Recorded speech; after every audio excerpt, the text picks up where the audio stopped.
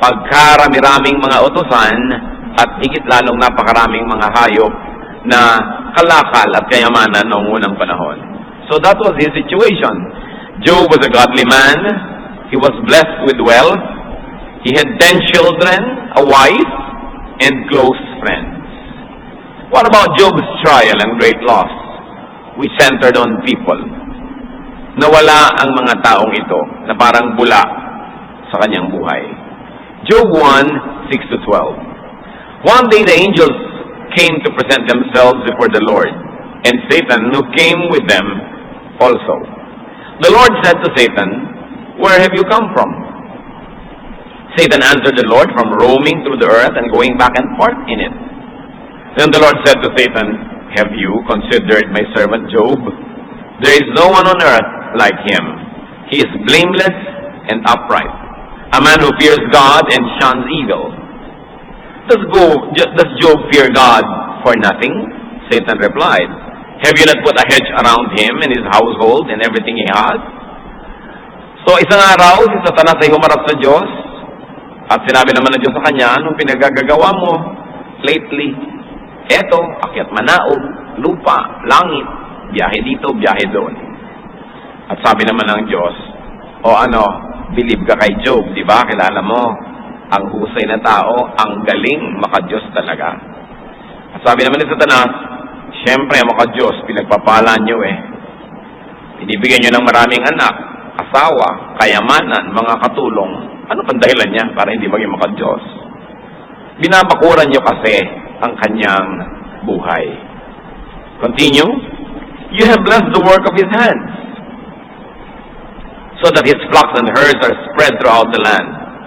But stretch out your hand and strike everything he has, and he will surely curse you to your face. The Lord said to Satan, "Very well then, everything he has is in your hands, but on the man himself, do not lay a finger." Pinagpapala nyo, siyempre, maka-Diyos. Subukan nyo na bawiin ang lahat ng pagpapala, binibigay nyo mga kayamanan, mga tao sa kanyang paligid. Siguradong harap-harapan kayo niyan na itatatwa. Sabi naman ng Panginoon, sige, binibigyan kita ng otoridad na idaan siya sa pagsubok. Pero, huwag mo siyang gagalawin. Pwede mong galawin ang ari-arian, mga tao sa paligid. Siya mismo, yung kanyang katawan, siya, hindi mo gagalawin. Nilagyan ng Diyos ng hangganan ang pwedeng gawin ni Satanas. Job 1, 13-17. Kumilos si Satanas. One day when Job's sons and daughters were feasting and drinking wine at the older brother's house, a messenger came to Job and said, "The oxen were plowing and the donkeys were grazing nearby, and the Sabaeans attacked and carried them off. They put the servants to the sword, and I am the only one who has escaped to tell you bad news." Isang araw na tahimik, payapa, dumating ang dilubyo. May isang humahango sa katulong na nagsabi, "Sinalakay po kami ng mga Sabaeans. Lahat po ng inyong mga hayop ay kinuha at lahat ng mga utusan ay pinatay. Ako lang po ang nabuhay para makapagbalita." Napakaraming kayamanang nawala sa isang araw at maraming tao, mga tauhan. Job 1, 13-17. Hindi pa tapos ikwento ang masaklap na balitang ito, may dumating pang pangalawa. While he was still speaking, another messenger came and said, "The fire of God fell from the sky and burned up the sheep and the servants, and I am the only one who had escaped to tell you." While he was still speaking, another messenger came and said, "The Chaldeans formed 3 raiding parties and swept down on your camels and carried them off. They put the servants to the sword, and I am the only one who has escaped to tell you." All in one day, Job lost his servants, not to mention his flocks. Maraming tao ang nawala sa buhay ni Job noon. Yung mga servants, siyempre, mahal mo na rin yan, parang member na rin yan ng family mo. At bukod doon, ang kayamanan ng mga dakilang tao noon ay nasa bilang ng kanilang mga utosan, mga alipin, mga empleyado, lahat-lahat na. Ang daming nawalang tao sa isang araw. Job 1, 18-19. While he was still speaking, yet another messenger came and said, "Your sons and daughters were feasting and drinking wine at the older brother's house, when suddenly a mighty wind swept in from the desert and struck the four corners of the house. It collapsed on them, and they are dead. And I am the only one who has escaped to tell you." Sawari, hindi pa sapat na nawala lahat ng kayamanan, nawala lahat ng tauhan, ito ang ikaapat na mensahero, may mas masaklap na balita. So merong isang masamang hangin na biglang umihip mula sa disyerto at masyadong hinagupit ang apat na sulok ng bahay. Alam nyo nun, ang mga bahay, load-bearing ang mga dingding niyan. Sila yung nagbubuhat nung bubong, nung buong structure. At hindi lang isa ang tinamaan, yung apat na sulok na nagdadala ng bigat ng gusali, hinagupit ng masamang hangin. Gumuho ang gusali, natabunan ang mga anak ni Job na nandoon at nagpipiesta. Job lost to death all his 10 children in a day. In a day. Ang pinakamalapit lang dito, yung kumisa na babalitaan natin, yung halos lahat ng pamilya nasa barko, lumubog, siya na lang yung natira. Hindi mo maintindihan kung anong klaseng lungkot yun. Hindi mo malaman kung paano bibigyan ng comfort yung nauulila sa ganung paraan. Nangyari yun kay Job at tunghayan natin ang ginawa niya. The breadth, length, and width of man's endurance was tested in Job. Noong pong Second World War, nung nakakapamayani yung mga Nazi sa Europa, marami silang ginawang mga illegal tests, labag sa batas ng tao. Meron po silang mga sinubukan ng mga pasyente na kinukuryente, nilalason, pinapahirapan, kung ano-ano mga pagpapahirap ang ginawa nila sapagkat gustong sukatin ng kanilang mga scientists ang kayang abutin ng kakayanin ng tao. Siyempre sila inusig ng daigdig pagkatapos noon at bawal na bawal yung ginawa nila. Pero yan ay isang curiosity. Hanggang saan ang kayang tiisin ng tao? Physical pain naman yung kanilang tinest. Ito, emotional pain. Yung dumating kay Job. 10 mga anak. Ang anak mo nga lang kung bata pa at ipinapagamot-mot nilalagyan ng swero at hindi marunong yung nagkakabit, nakakailang tusok na, gusto mo lang ihulog sa bintana yung nagtutusok Diba? Kung pwede lang sabihin mo, sa akin yun, dalang ugat itusok yan. Tinutusok pa lang yun. Hirap na hirap ang loob nyo. 10 anak. At kung may mga asawa yun at mga anak-anak pa, may mga apo pa yan na nadamay. Lahat sila naubos. Sobrang lungkot ang nangyari. Alam niyo ginawa ni Job? Hinahid niya ang kanyang buhok. Nagkalbo siya na sagisag ng pagluluksa. Sinira niya ang kanyang damit. Nagpatira pa sa harap ng Diyos at sumamba. May mga sumasamba na ang ganda ng damit. Sunday, kumisan, you wear your Sunday best. Ang saya-saya sa samba. Gumraduate, may Thanksgiving fellowship. Merong Thanksgiving event, masaya. Pero ang pinakita sa atin ni Job, hindi lang sa kasayahan sumasamba ang tao. Maging sa pinakamahirap na bahagi ng kanyang buhay, pagsamba pa rin ang kanyang inuna. Hindi nyo kailangan maging masaya para sumamba. Sa katunayan, mas malungkot kayo, mas dapat sumamba. Mas kailangan natin ang Diyos. Job 2, 9-10. Hindi naintindihan ang asawa ni Job kung ba't patuloy pa rin sa pagsamba si Job. His wife said to him, "Are you still holding on to your integrity? Curse God and die." Nakita nyo na wala lahat ng mahalagang tao sa buhay ni Job. Pagkarami-raming katulong at mga anak, itinara ni Satanas si Mrs. Kakampi kasi. Kasama na magpaparusa at magpapahirap kay Job. Sa ganitong panahon, kailangan mo yung asawa. Kailangan mo united kayo. Pero hindi. Si Mrs. Job, sabi, ano?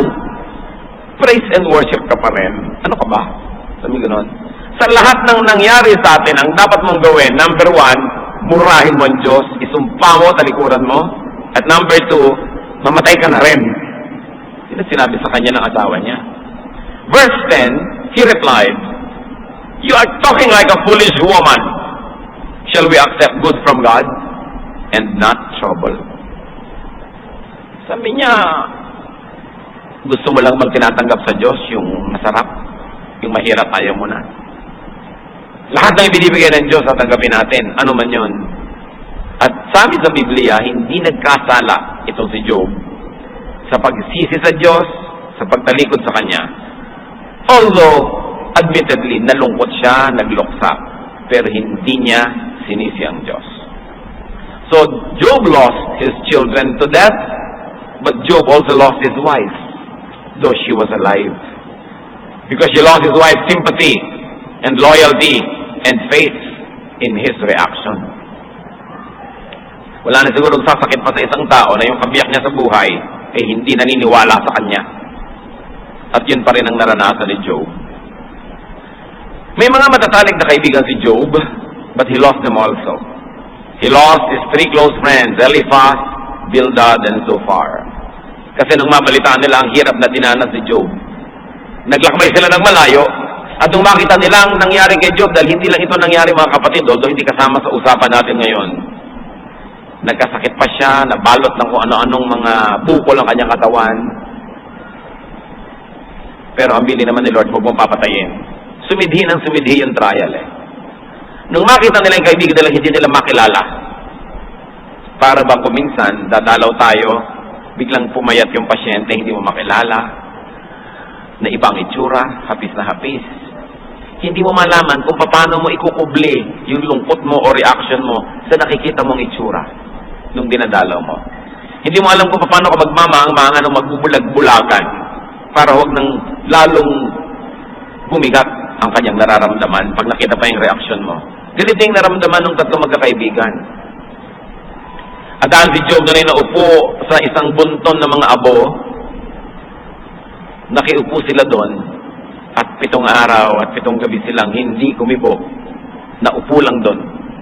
Beyond words, ang kanilang pagkagulat, beyond words ang kanilang pakikiramay. Pero matapos yon, isa-isa nagsimula na silang sisihin si Job. Pinipilit pa aminin. Aminin mo na masama ka, aminin mo na nagkasala ka, kasi hindi pwedeng mangyari sa iyo ang lahat ng yan kung totoong matuwid ka, tulad ng sinasabi mo. Another masakit sa buhay, yung hindi ka paniwalaan ng partner mo. Pangalawa, yung hindi ka paniwalaan ng mga kaibigan mo. Na napahirap na nga yung kalagayan, pinipilit ka pang usigin dahil ang kanilang logic, ang ganyang uri ng mga sakit at hirap, parusa lang yan ng langit. So pinaparusahan ka, therefore may kasalanan ka. Hindi nila alam na hindi naman punishment ang nangyayari kay Job, kundi trial. Kaya mahirap yun nagja-judge. And because Job lost his wealth, he also lost his many admirers. What was Job's reaction? Tulad ng binanggit natin, sabi sa Job 1:20-22, at this Job got up and tore his robe and shaved his head. Then he fell to the ground in worship and said, "Naked I came from my mother's womb, and naked I will depart.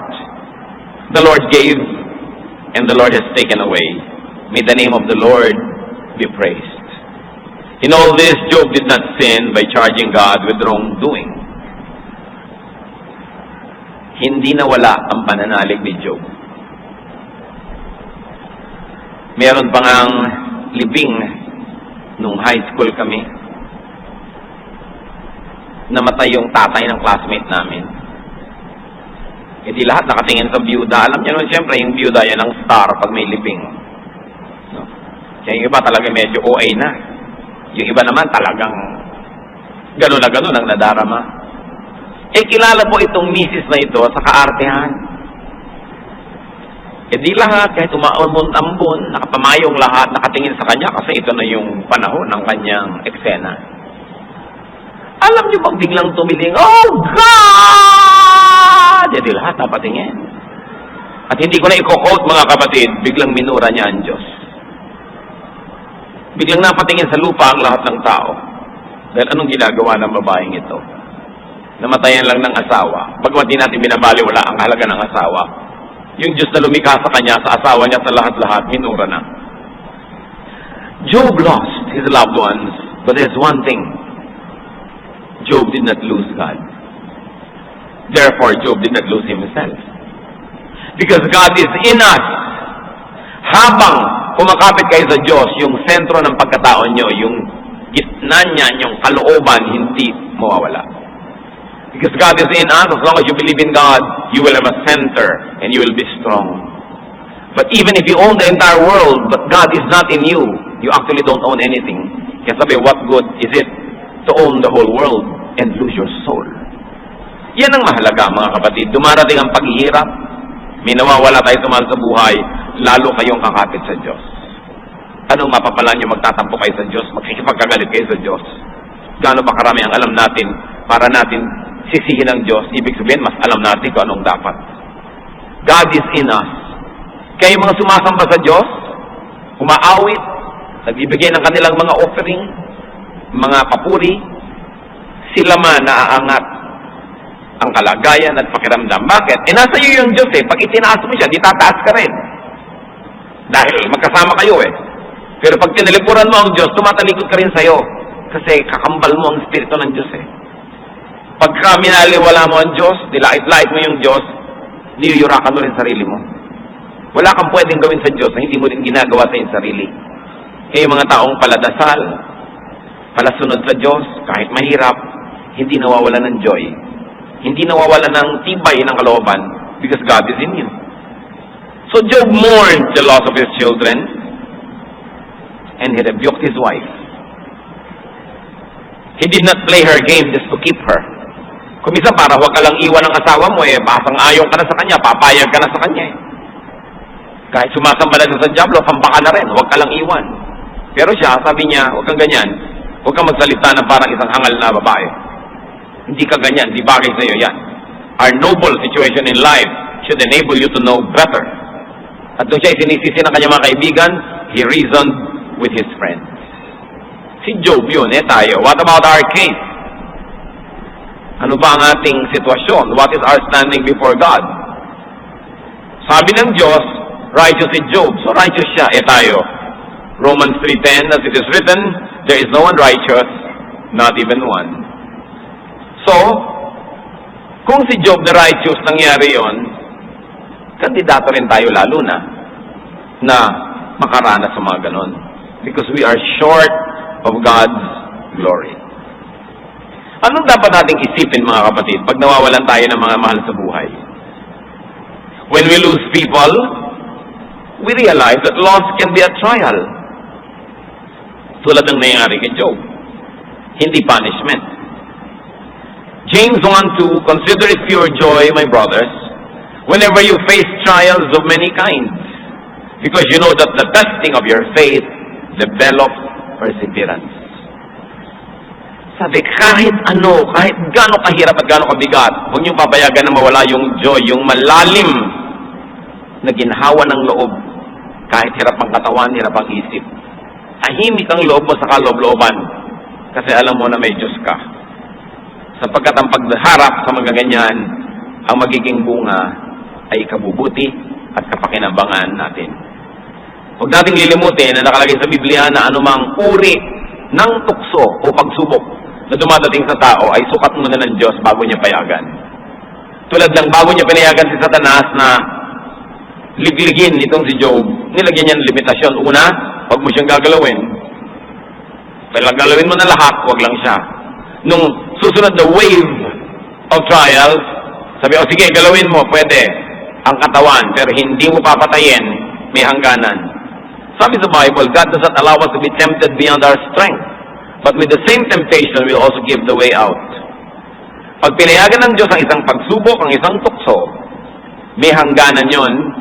Sukat niya tayo, ang pinapayagan niya, yung alam niyang kaya natin. At kasama ng tukso, may kakambal na exit door para ka makaiwas. Anong nung iba? Bakit po hindi ako nakaiwas? O kaya bakit ako natalo? Kasi hindi ka umiwas. Kasi nagpatalo ka. Kasi malinaw ang Biblia, kaya mo yan kung kakayanin mo. Kaya nga pinayagan ng Diyos. Pero nasa sayo, kung ipapatalo mo ang laban, o mananalo ka. by God's help. Isa pa po, kung hindi man yan trial, it could be training. Nakakita na ba kayo ng mga athlete na hindi nahihirapan sa training? Nakakita na ba kayo ng mga scientist na hindi mo na nagpakabihasa sa kanilang mga methods? Nakakita na ba kayo ng sino man nagagawa ng isang dakilang bagay na hindi nagsasanay? So kung may ipapagawa rin sa atin ng Diyos sa mga misyon sa buhay, mga ministries, sinasanay din tayo.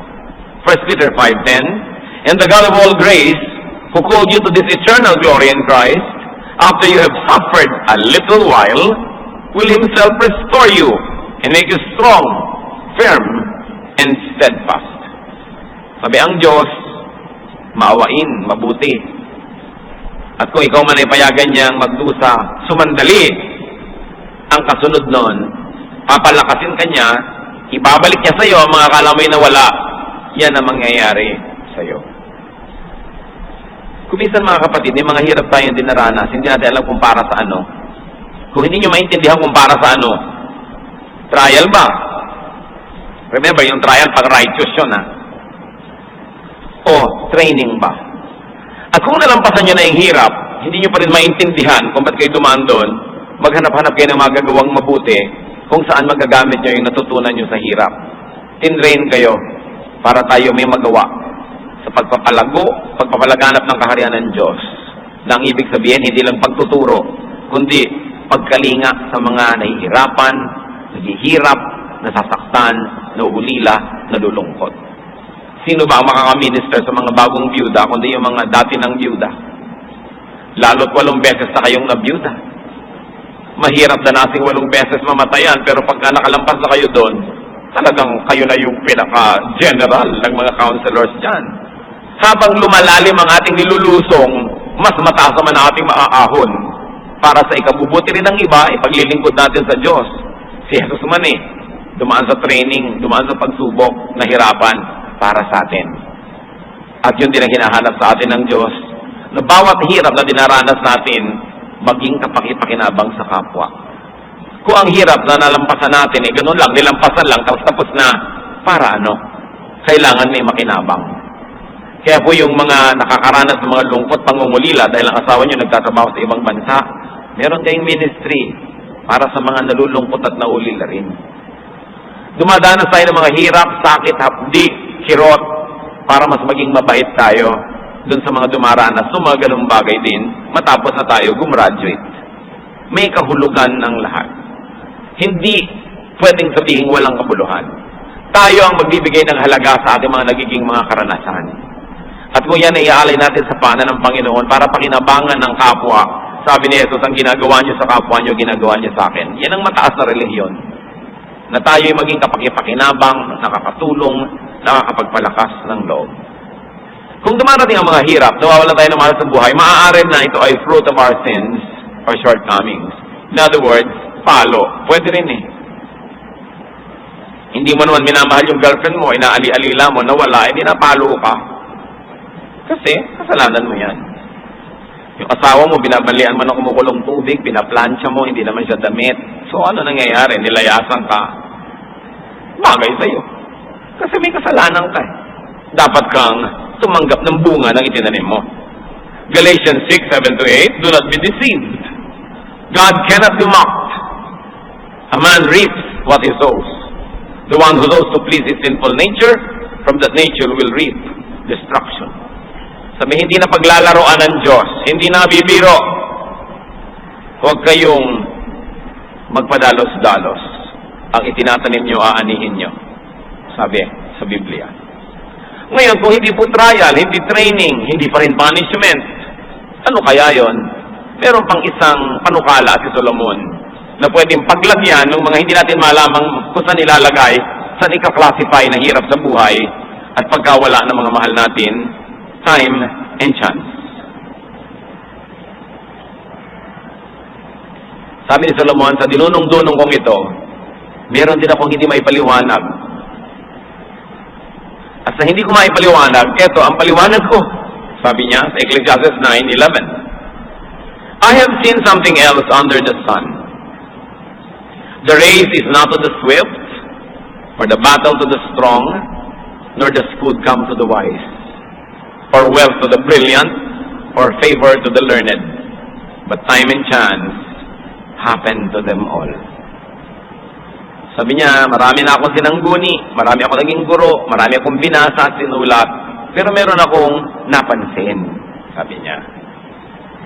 Hindi ko mo mabilis kang tumakbo, garantisado ikaw mananalo sa karera. Hindi ko mo malakas ka, ikaw mananalo sa giyera. At hindi ko mo marunong ka, ikaw magkakapera para bumili ng masarap na pagkain. Hindi laging pumupunta ang kayamanan sa mga mahuhusay. Marami ring mahusay na pobre, sabi niya. At hindi lagi na napapaboran yung maalam, hasa, marunong. So, alam niyo, napansin ko, kuminsan, sabi niya, swerte-swerte lang. Time and chance happens to all. At gusto kong idiin, mga Kristiyanong allergic sa swerte at malas, huwag niyo akong girahin, ha. Hukayin niyo sa libingan si Solomon dahil siya may sabi. Sabi niya, chance, time and chance happen to them all. Nung itinatranslate po namin ng Biblia sa Bible Society, ano ba? Paano ba tatagalogin yung time and chance? Wala nang iba. Swerte-swerte lang yan. Yun talaga. So merong nangyayari dahil may rason, pero merong hindi. Wala talagang rason, hindi mo na alam. Nagkataon lang. Yung ba namang ang bilis-bilis na kotse, tumawid doon sa isang kalye, ikaw pa yung nasa gitna, edi minalas ka. Hindi ka napagprenohan, ikaw ang naging hump. Paano yun? Pwede kang tumawid doon kanina, 5 minutes ago, or mamaya, 5 minutes later, hindi dapat mangyari. Pero yung ba namang siya ang bilis-bilis, ikaw ang bagal-bagal, magkatagpo kayo sa isang maliit na lugar. Malas mo. Sabi ni Solomon. Hindi mo lagi sabihin, makasalanan siguro yan kaya nasagasaan. Ganun kasi maraming Christian eh. Nakakarinig pa ako ng mga ganito, nag-visitation, naghihingalo na nga yung tao doon, hirap na hirap. Sister, aminin mo na makasalanan mo sa Diyos. Kung makakabawa lang yung pasyente, hahataw sa kanya yung kamay. Hirap na hirap ka na, inuusig-usig ka pa. Si Job nga eh, wala na makasalanan, inuusig-usig. Hindi laging ganon. Kung mawala ka na nga, naubusan ka na ng dahilan, pumunta ka kay Solomon, sabi niya, minalas. Nagkataon. Hindi ko mo may ganon, ibig sabihin God is not in control. Ang ibig sabihin lang natin, we don't understand from a human perspective what was operative in God's control. Hindi lang natin kayang intindihan. Pero hindi ibig sabihin na yun ay labas na sa kakayanan ng Diyos. Labas lang sa ating pangunawa. Beyond our faculties. So you say, time and chance. Ano pa po ang case natin tulad ni Job? We lose loved ones. We lose associates and partners, family and friends. We lose them, and we lose people to death. Isa yan sa mga pinakamahihirap. Lalo't hindi matibay ang relasyon mo sa Diyos. Mahirap yatang mamatayan. Isa sa mga pinakaayaw kong pinaggagawa as pastor, yung nagpupunta sa mga patay, mga namatayan. Kasi naapektuhan ako eh. Paano ka naman po papa-apekto? 3 times, 4 times a week. Ano pang matitira sa'yo? Diba? Pero talagang wala naman ako pinupuntahan ganyan na hindi ako talaga naapektuhan. Kaya hanggat maaari lang nga, when people ask me to do the memorial service, ganating pastor ang gagawa, just be present. Hindi ako umiiwas doon sa trabaho, kundi hindi madali.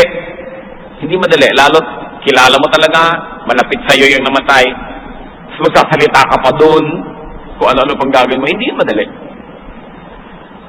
So pag nakikita natin kuminsan yung talagang halos maglupasay, talagang parang nawalan na ng lahat-lahat kasi namatayan.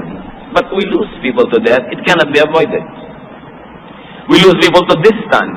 Oo nga, buhay, pero ang layo. Nasa kaila-ilalimang kuweba ng New Zealand. Layo. We lose people to time. Busy sila eh. Hindi magtugma yung oras nyo. Lalo't nagtatrabaho siya sa call center, tapos boyfriend mo. Hindi na kayo magkikita, lima na lang ikaw itong magpuyat. No?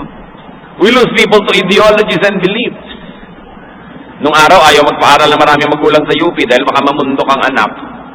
Nakakuha lang ng 3 units ng political science na naging Marxist na ang uhuging bata.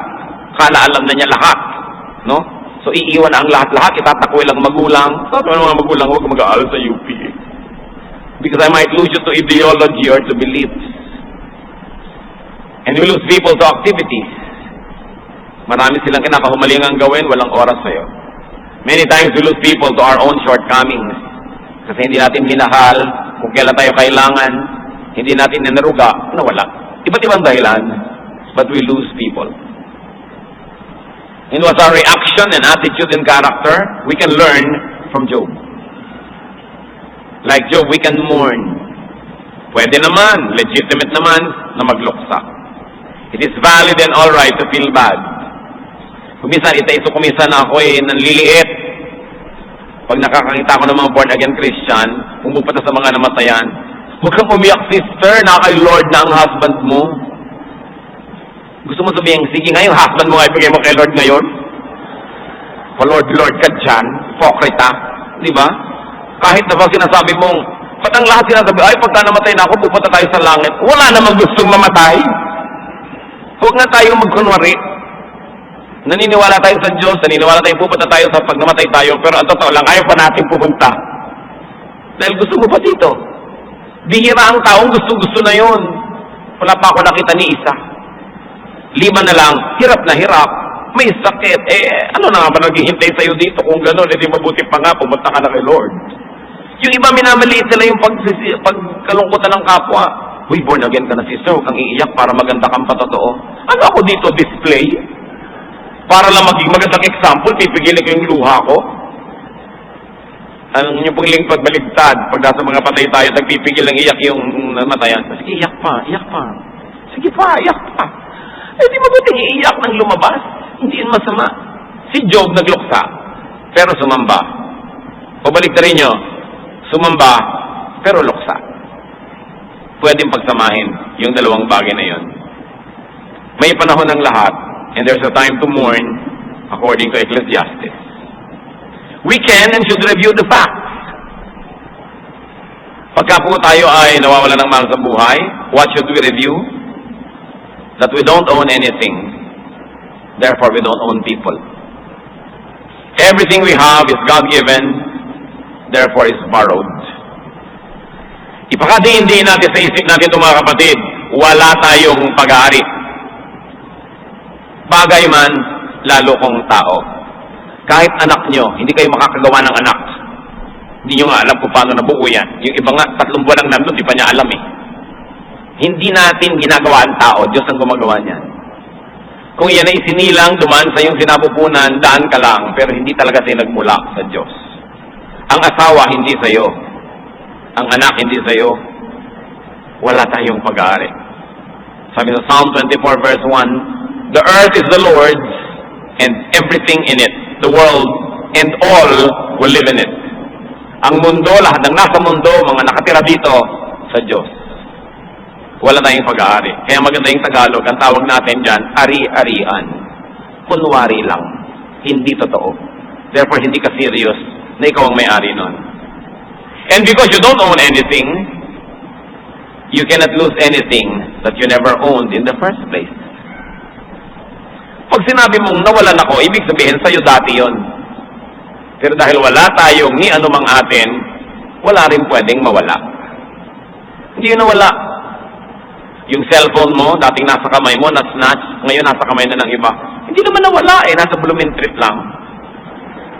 Nasa planeta pa, nasa Milky Way pa, wala namang nawawala. Di ba? Lumilipat lang ng lugar. So, tao man, hindi siya nawawala, lumilipat lang ng lugar. So, kung sabihin nawalan ako, bakit meron ka ba? Yung hikaw ko, nung ipinanganak ka ba, may hikaw? Wala. Ay, di, wala naman. Buti nga, nakahiram ka at may sumabit na hikaw sa'yo kahit Tupperware. So, huwag ka malungkot. Naku, 9 na buwan ko na yung iniingatan. Buti ka, 9 na buwan ka nagkahikaw. Ngayon, nawala na. 5 na lang burara ka kasi kaya nawala. Talagang dapat ka maging sorry.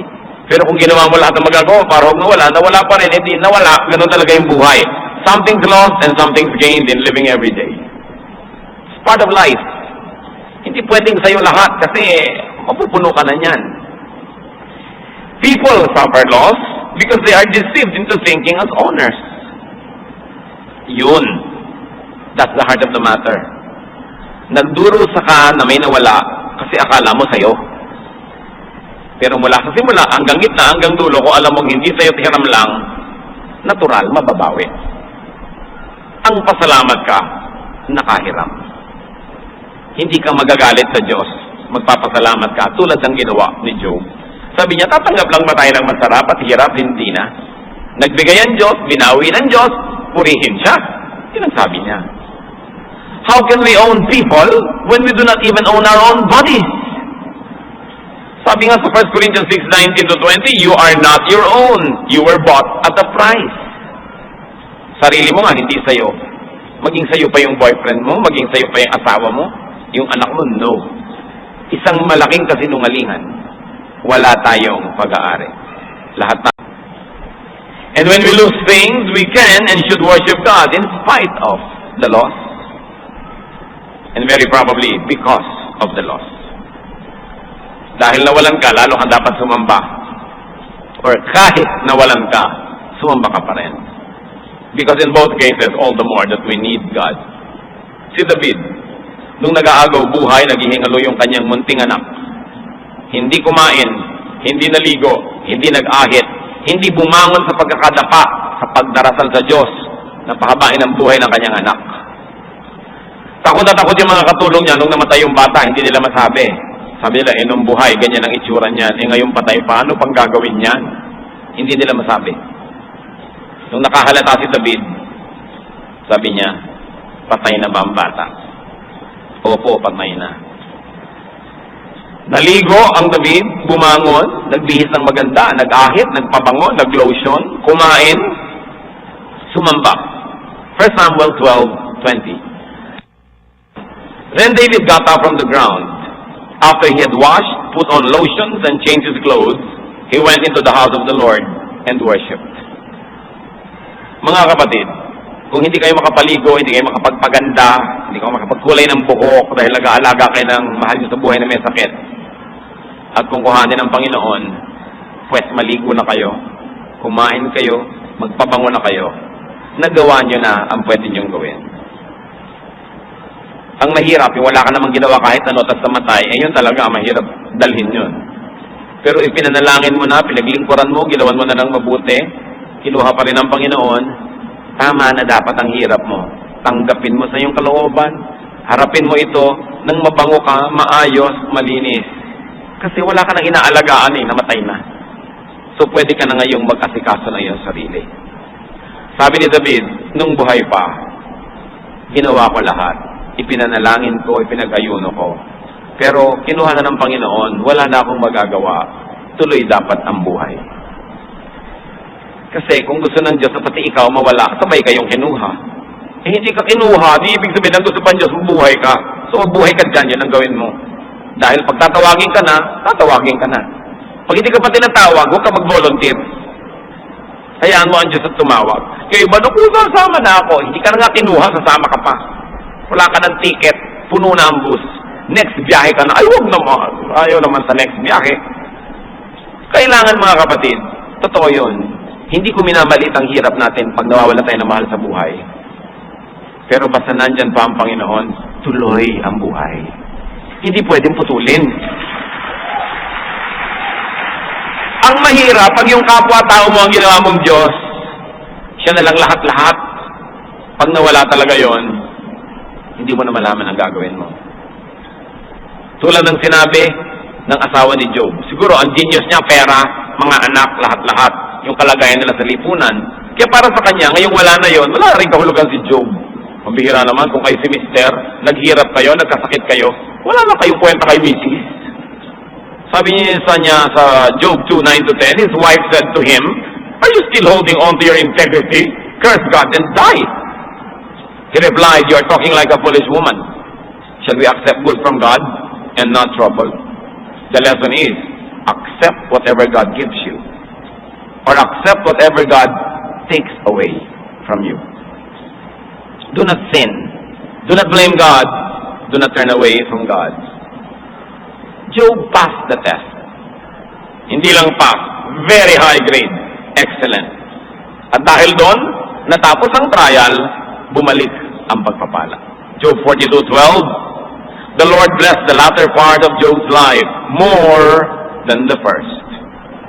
He had 14,000 sheep na doble, 6,000 camels, 1,000 yoke of oxen, and 1,000 donkeys na doble ang ang kanyang assets. Eh, paano yung mga anak? Magkakaanak ka pa ba? May edad ka pa? Job 42, 16 to 17. After this, Job lived 140 years. He saw his children and their children to the fourth generation. And so he died old and full of years. Hindi siya 140 years old. Matapos lahat ng nangyari, nagbuhay pa siya ng additional 140 years. Gusto nyo, ipag-pray natin. Para kayo mga mga 200 years old. Gusto nyo ba yun? Kung ayaw nyo naman, makontento na tayo sa medyo mas kulang kaysa ron.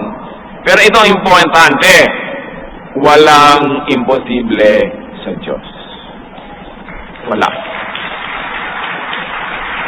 Walang pagpapala na huli na.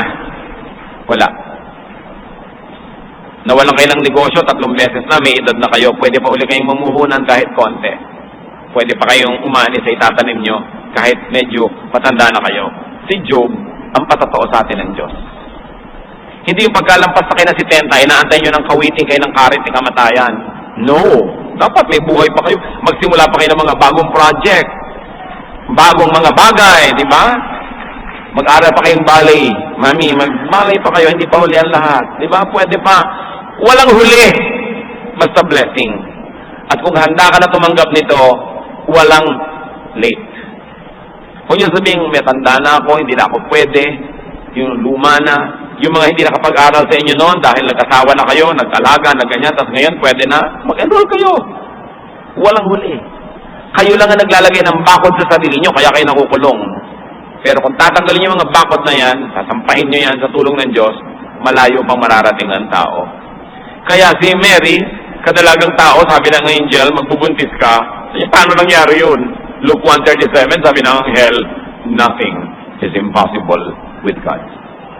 Ang Biblia nakabukas, mga kapatid, hitik na mga halimbawa ng mga kaimposiblihan na naging posible sa mga nananalig, sa mga matapat sa Diyos.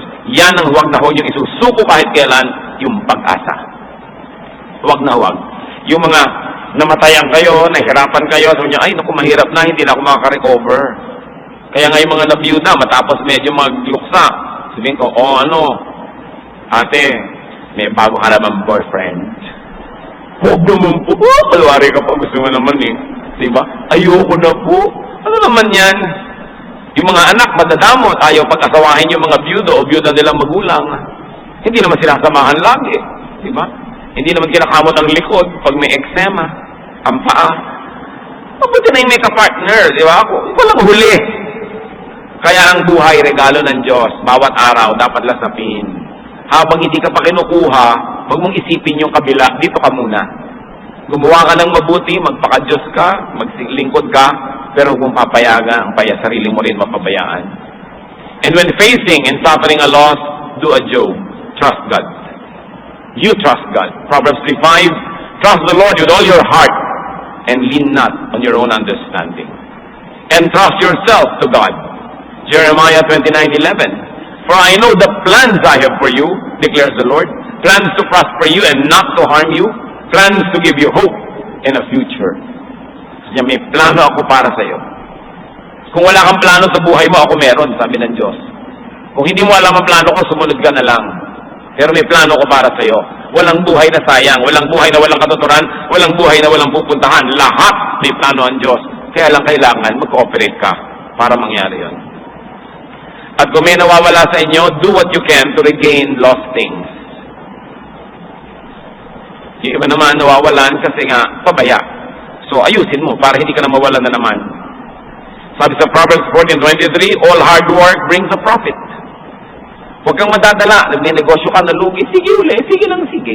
Natututo ka naman eh. You become a better person.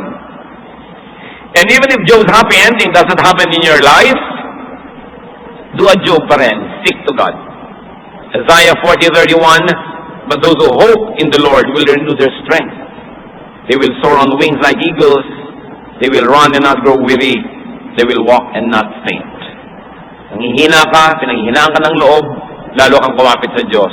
Sabi ang umaasa sa Diyos, nakakalipad ng mataas, nakakatakbo ng malayo, at maraming nagagawa na hindi nanghihina.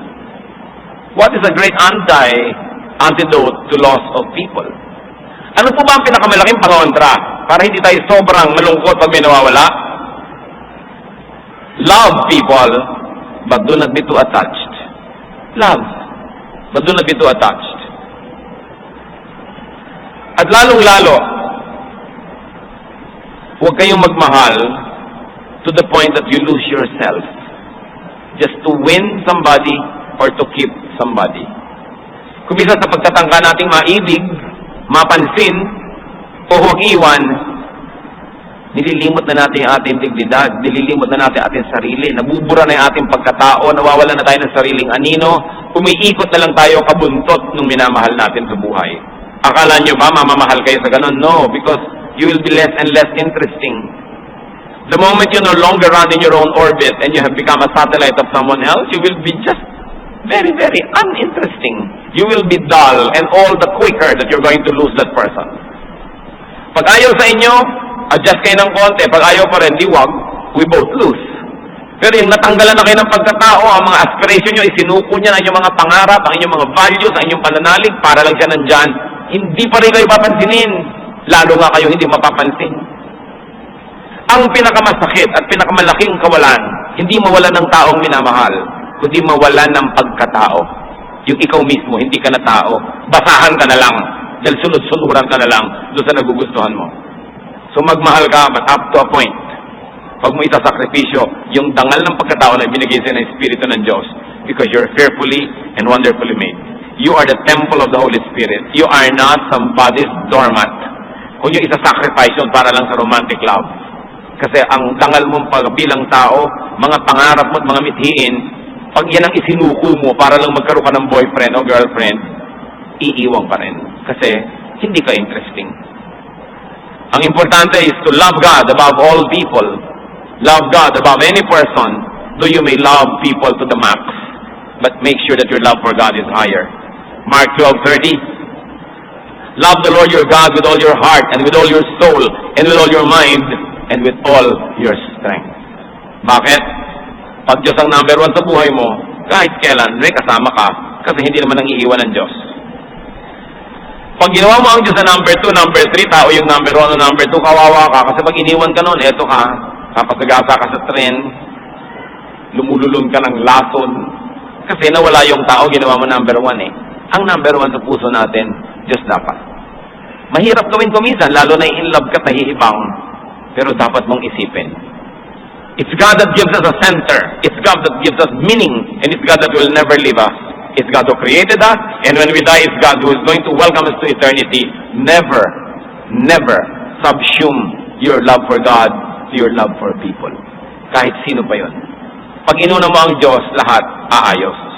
Because God does not leave us or forsake us. Hebrews 13:5, God has said, never will I leave you, never will I forsake you. Kung minsan, may nawala kang boyfriend, may nawala kang minamahal, parang pinagtakluban ka na ng langit at lupa, hindi ka naman minamahal, hindi ka naman pinapansin, hindi ka naman inaalagaan. Pag nawala yung pasalamat ka. Kasi kung may hawak ka, paano ka bibigyan ng Diyos ng bagong hahawakan? Nakahapit ka, kailangan yung kamay mo mawala ng laman. Akala mo nawala ka ng laman forever? No, nawawala lang yung laman para maging bakante, para lagyan niya ng Diyos ng bago, ng mas mahusay. Pero dapat manalig ka sa Diyos at makinig ka sa maka-Diyos na katwiran.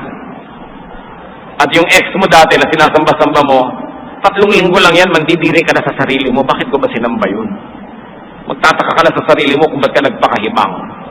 At dapat, nawalan ka man ng mahal sa buhay, ayusin mo ang sarili mo. Para pag nagkikita kayo, panghinayangan ka man lang. Makakanta ka man lang ng If You Could See Me Now. Kung alam mo yung lumang kanta, no? At pagka nakakita ka na binigyan ka na ng Panginoon, sabihin mo man ang labi mo o hindi, pwede mong sabihin doon sa hindi naman nag-alaga sa'yo, hindi ka naman nilagaan, pwede mong sabihin, thank you very much for being a pest. Kasi kung hindi ka peste, di kumapit na ako sa buong buhay, salamat na lang at hindi tayo nag-work, hindi natuloy, naging libre tuloy ako. Eto ang aking kasama ngayon, gift from God.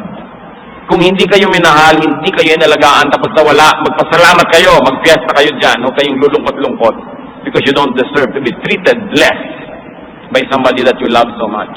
Pag hindi kayo sinusuklian ng pag-ibig, mag-isip-isip kayo. Tingnan ninyo kung natutuwa pa ang Diyos kung minsan pagpapakaaba na inaabot ng mga ibang tao dahil lang nagmamahal sila. Don't cry, don't be bitter, but be better.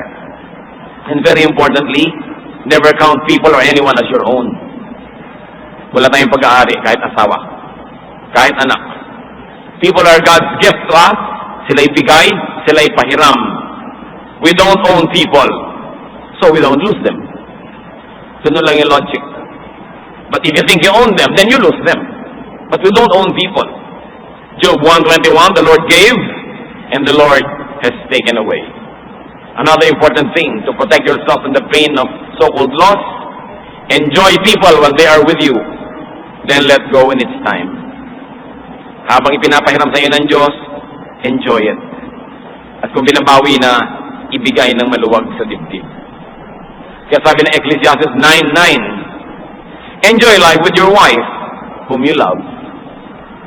Ecclesiastes 9:9, enjoy while it lasts. Hindi lang wife yan, enjoy your parents, enjoy your brother, enjoy your sister, enjoy your friends. Para pag nawala na, wala kang pinagsisisi. It's very important. Ano ba? Sino ba ang nawala sa buhay niyo, mga kapatid? Hindi ko gustong maliitin ang inyong loss, pero malaki ang Diyos. At kung minamalaki natin ang Diyos, liliit yung loss na yun. Yung malaking sugat, liliit, maghihilom. Pag pinayagan natin ang Diyos na kumilos. Sino ba kinakatakutan yung mawala sa buhay? Huwag niyong sakalin, huwag niyong itali, dahil lalo lang yan magpupumiglas. Kung sa inyo, sa inyo. Kung nandyan lang dahil nakatali, hindi yan sa inyo. Subukan yung malagot yung tali, aalis din. Kaya pawalan. Ang pagmamahal, isinusukong kusa. Hindi pwedeng hulihin, itali, o ibilanggo. Losing people, you don't do that. Kaya dapat inuuna natin ang Diyos, mga mahal natin sa buhay, tinuturuan natin maging maka-Diyos, tanggapin ang kaligtasang inaalok ng Panginoon, para pagka sila'y sumakabilang buhay, ibinigay lang natin sa Diyos, hindi nawala. At alam natin tayo magkikita-kita pang muli. Takot ito ng marami. Sabi ni Lord, fear not.